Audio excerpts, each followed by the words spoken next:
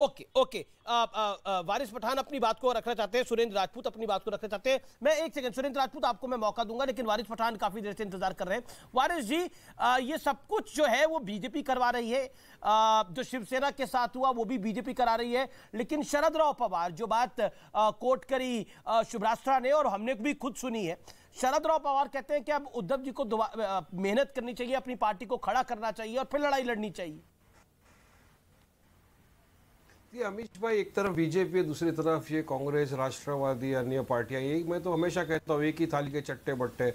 अभी देखिए ना, आप ही के शर्मनुरा कुश्ती चल रही है, कांग्रेस वाले बीजेपी पे इल्जाम लगाएंगे, बीजेपी वाले कांग्रेस वाले पे इल्जाम लगाएंगे, बस अपना काम बनता, भाड़ में जाए देश की जनता। अगर हम सवाल खड़ा करेंगे कि अशोक गहलोत की सरकार की, आप पे ईडी का जवाब नहीं आता, अशोक गहलोत की सरकार की वजह से, फेलियर की वजह से 2 युवाओं की जानें चले गई, तो हमको बी टीम बोलेंगे। हम बोलेंगे कि राजस्थान और हरियाणा दोनों की सरकार की नाकामयाबी, फेलियर की वजह से 2 मुस्लिम युवाओं की जानें चले गई, तो हमको सवाल किया जाता है। हम तो बोल रहे हैं ना, अभी ताज़ा खबर है, अगर राजस्थान पुलिस ने केस रजिस्टर कर लिया होता एफआईआर, तो मुसलमानों की जानें बच सकती थी। अगर हरियाणा की सरकार, हरियाणा की पुलिस इमीडिएट फौरी तौर से स्टेप लेती, तो 2 मुसलमान युवाओं की जानें बच सकती थी। मगर ये बोलेंगे नहीं, ये खामोश बैठेंगे। और हम लोग अगर बोले अमीश भाई, तो तुम क्यों बोले? अरे हक, इंसाफ, सच्चाई, मजलूमों मुसलमानों की लड़ाई लड़ते थे, लड़ते हैं, लड़ते रहेंगे। आप हमको बी टीम बोल दो, सी टीम बोल दो, या कोई भी टीम बना दो, हमको फर्क नहीं पड़ने वाला। अमीश भाई, आप खुद देख रहे हो ना, अगर दोनों सरकारें बराबर एक्टिव हो जाती तो क्या आज 2 मुसलमान जाने बच जाती? मैं आपकी बात से एग्री करता हूं, जान किसी की जाए वो गलत। कांग्रेस वाले हमको गालियां बोल रहे हैं, तुमको क्यों बोल रहे हो, तुम क्यों बोल रहे हो, गहलोत सरकार बोलेंगे, साहब बोलेंगे, आपने एफआईआर नहीं लिया। हरियाणा में तो बीजेपी की सरकार है, उनका भी फेलियर हो गया, उनके खिलाफ भी बोलेंगे। तो हमारी लड़ाई तो दोनों से है ना अमीश भाई, एक तरफ बीजेपी, एक तरफ ये, लड़ते रहेंगे। आनंद दुबे, मैं आपका रुख करना चाहता हूं। आनंद दुबे, लड़ाई इससे, लड़ाई उससे कर रहे हैं। आनंद दुबे, आपको क्यों लगता है ये सब कुछ जो है वो चुनाव आयोग ने गलत कर दिया? जब सांसद उनके पास, विधायक उनके पास, तो फिर कहानी कहां से बन पाएगी आपकी? तो घर तो आपका नहीं संभला ना। शरद राव पवार भी तो यही बात कह रहे हैं, वो कह रहे हैं कि अब जो बचा हुआ है, जो मिल गया है, उसको संभालिए। कांग्रेस पार्टी भी यही बात कह रही है। हरियाणा की सरकार फेल हो गई। जी वारिस जी, आपने अपनी बात को रखा। आनंद दुबे कुछ बोल रहे थे, अमीश भाई, नहीं, वो चुनाव आयोग में जिसके ऊपर हत्या का आरोप है, वो आतंकी गुंडा बजरंग दल का नाम लेकर उस पर कुछ नहीं बोला उन्होंने उस पर दिखा रहा है। आनंद दुबे की बारी है। वारिस जी मेरा निवेदन स्वीकार करिए। आनंद दुबे ऑन स्क्रीन। आनंद दुबे के घूमना अलाउड है क्या देश में? वारिस पठान घूमेगा? अमीश भाई जी, चुनाव आयोग में जब हम गए तो चुनाव आयोग ने हमसे कहा कि आप अपनी पार्टी का जो इंटरनल संविधान है उसको लेकर आइए, आप अपने जो मेंबर हैं उनकी लिस्ट लाइए, प्रतिज्ञा पत्र दीजिए, आपके एग्जीक्यूटिव कमेटी की सारी लेखा जोखा हमको दीजिए। हमने कहा ठीक है, हमने उनको दिया। एक दिन अचानक निर्णय आता है इस बेस पर कि जिन्होंने वोट दिया है उनकी संख्या ज्यादा है, इसके लिए हम आपके खिलाफ में फैसला देते हैं। अगर वोट के हिसाब से ही करना था तो आपको तो पहले ही पता है कि 40 एमएलए और 13 सांसद यानी बहुमत उनके पास है, वो चले गए। तो जो पार्टी का अंतर्गत जो संविधान होता है, जो महासचिव, सचिव, अध्यक्ष, उपाध्यक्ष, कार्यकारिणी, शाखा प्रमुख, विभाग प्रमुख, ये कौन है फिर? ये कहां जाए? मतलब इनका मतलब नहीं है कोई पार्टी में केवल चुने हुए प्रतिनिधि की वैल्यू होती है।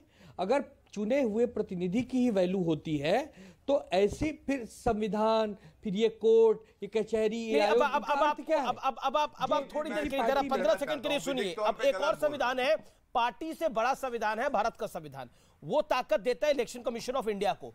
और 1968 सिंबल ऑर्डर अगर आप पढ़ेंगे तो उसमें क्या वो कानून कहता है, इलेक्शन सिंबल ऑर्डर 1968 के तहत चुनाव आयोग को दलों के चुनाव चिन्ह तय करने का पूर्ण अधिकार मिल गया।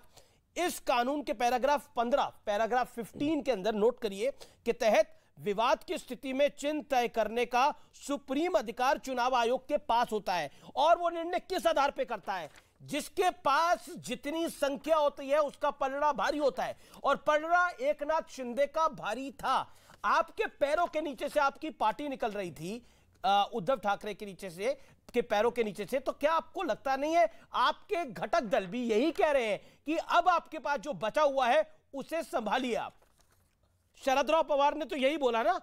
देखिए, जो शरद पवार नहीं, शरद पवार जी जो कह रहे हैं as a guardian, as a शुभचिंतक, वो ठीक बात कह रहे हैं, उसमें कोई दो राय नहीं है।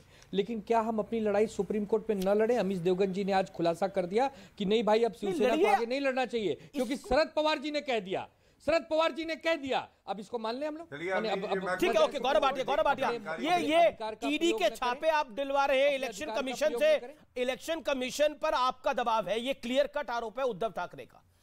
उद्धव ठाकरे कह रहे हैं कि मुझे निपटाना चाहते हैं ये लोग सब मिलकर, लेकिन मैं खड़ा हूं जनता के बीच के अंदर।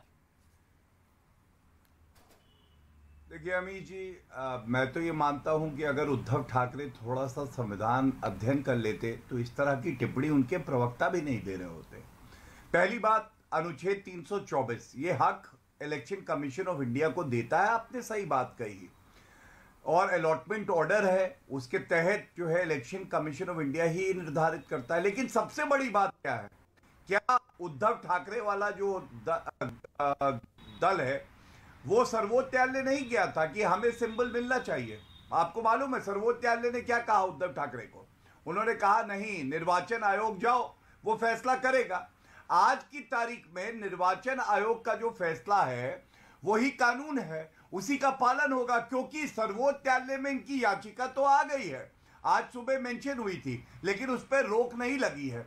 अगर संविधान का पालन आप करते हो तो इंतजार करो, सर्वोच्च न्यायालय अपना फैसला भी देगा।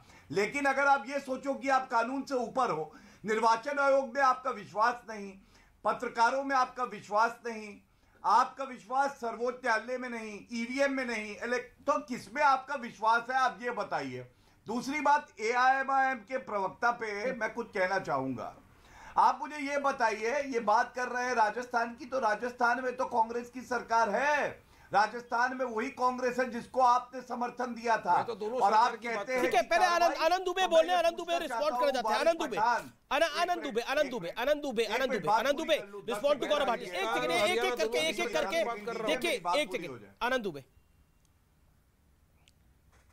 हमने कभी नहीं कहा अमीश भाई कि सुप्रीम कोर्ट पर हमें विश्वास नहीं, कभी नहीं कहा। हमारा सिर्फ एक ही आरोप है कि जो चुनाव आयोग ने जल्दबाजी की है, इलेक्शन कमीशन ऑफ इंडिया में विश्वास है या नहीं? हाँ या ना में बताइए। जल्दबाजी कैसे?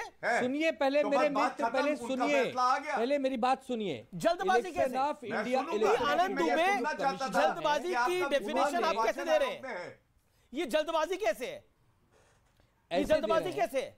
ऐसे दे रहे हैं कि जब हम लोग अपील कर रहे हैं बार बार कि जब तक सुप्रीम कोर्ट में मामला चल रहा है उसके पहले आप कोई निर्णय न दें। Election commission is not binded by supreme court of India. किस बेस पे? थोड़ी बाइंड कर सकता है उसके फैसलों को सुप्रीम कोर्ट थोड़ी बाइंड कर सकता है इलेक्शन कमीशन को।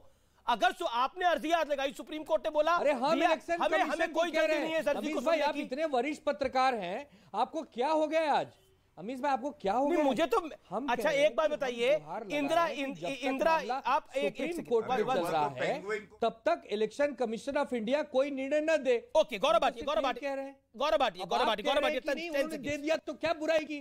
आप कौन, मतलब आप एकदम कसम खा के आ गए हैं कि बीजेपी का भी थोड़ा सा काम करेंगे, ऐसा कुछ है? आनंद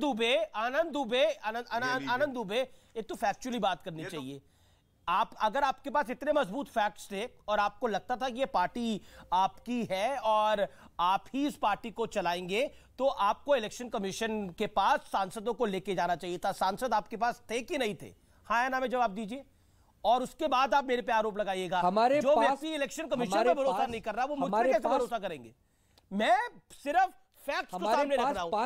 आपके पास कितने नहीं, एक नाथ शिंदे के पास कितने सांसद है और आपके पास कितने सांसद है? कितने सांसद है आपके पास और एक नाथ शिंदे के पास? उसके बाद आप ये पर्सनल टिप्पणी करा करिए, कम से कम मेरे कार्यक्रम में अवॉइड करा करिए। बाकी चैनलों पर आप करते होंगे और होके चले जाते होंगे, लेकिन अमीश देवगन के कार्यक्रम में आप नहीं कर सकते। बोलेंगे आप अमीश भाई? नहीं, मैं बोलूंगा क्योंकि प्रोग्राम है मेरा, क्योंकि आपने पर्सनल टिप्पणी करी है, अननेसेसरी की करी है। फैक्चुअल बात करिए आप। हाँ, फैक्चुअल बात करिए आप। मेरी बात सुनिए तो बहस में मौका दीजिए, पूरा मौका दे रहा हूं, मुझे करने दीजिए, मैं अपना वकील खुद हूं। हाँ बोलिए। एक नाथ शिंदे के पास 13 सांसद है। आपके पास कितने? हमारे पास 5 सांसद। ठीक है। एक नाथ शिंदे के पास, हमारे पास 5 है। विधायक कितने आपके पास? एक नाथ शिंदे के पास 40 विधायक है, हमारे पास 16 विधायक। तो फिर इसका मतलब अब पार्टी उनको दे दे, पार्टी उनकी हो गई। तो इलेक्शन मुझे हाँ या ना में कमीशन जवाब दीजिए, पार्टी उनको दे दे। ठीक है। नहीं नहीं, आप तय करिए। आप नहीं, मैं कैसे तय करूंगा? मैं कौन हूं? मेरे तय करने से कौन सा मान जाएंगे आप? ये भाजपा मानेगी या कांग्रेस मानेगी? कमाल की बात है। We report the fact, we report the fact. Okay okay okay, you made your point, you made your point, you made your point.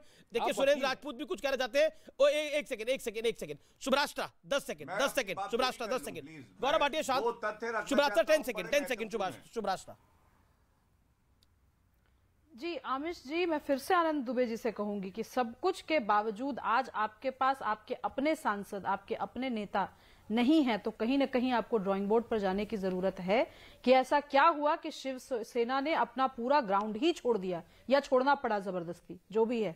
तो टेलीविजन चैनल पे बैठ करके आप कितना भी जस्टिफाई कर लें कि आपकी पार्टी शिवसेना असली शिवसेना है, लेकिन शिव सैनिकों ने ही आपकी पार्टी के का जो प्रारूप है शिवसेना का भी, जिसमें को उद्धव ठाकरे लीड कर रहे हैं, वो अपने ही नेताओं ने उनका बहिष्कार किया। ठीक है। Okay Surendra Rajput 10 second last word. Surendra Rajput. दो बातें बड़ी साफ कहता हूं। एक गौरव भाटिया साहब ने चैलेंज किया, तो मैं आपको बता देता हूं 2014 के बाद 95% पॉलिटिकल आपने जो वेंडेटा किया है गौरव भाटिया जी, ईडी का, वो आपने विपक्षी नेताओं के खिलाफ किया है। और 8 साल हो गए हैं, 8 साल हो गए हैं, एक भी केस का अगर फैसला हुआ हो तो बता दो। क्या आपकी सरकार? बहुत बहुत शुक्रिया आप तमाम लोगों का। लेकिन टर्की से लौटे एनडीआरएफ जवानों को संबोधित किया है प्रधानमंत्री मोदी ने, उन्होंने क्या कहा है आइए आपको सुना देते हैं। इतना बड़ा हादसा आपके पहुंचने से एक प्रकार से एक संवेदना के नाते, जिम्मेवारी के नाते, मानवता के नाते हमने काम तो किया, लेकिन हम बहुत कुछ सीख करके भी आए हैं, बहुत कुछ जान करके भी आए हैं। इतनी बड़ी भयानक कैलेमिटी के बीच में जब काम करते हैं तो 10 चीजें हम भी ऑब्जर्व करते हैं, सोचते हैं ऐसा ना होता तो अच्छा होता, ये करते तो अच्छा होता, वो ऐसा करता है चलो मैं भी ऐसा करूं, और वही हमारी क्षमता भी बढ़ाता है। तो 10 दिवस तुर्की के लोगों के लिए तो हमारा दायित्व हम निभा रहे हैं, लेकिन वहां जो हमने सीखे पाए हैं उसको हमने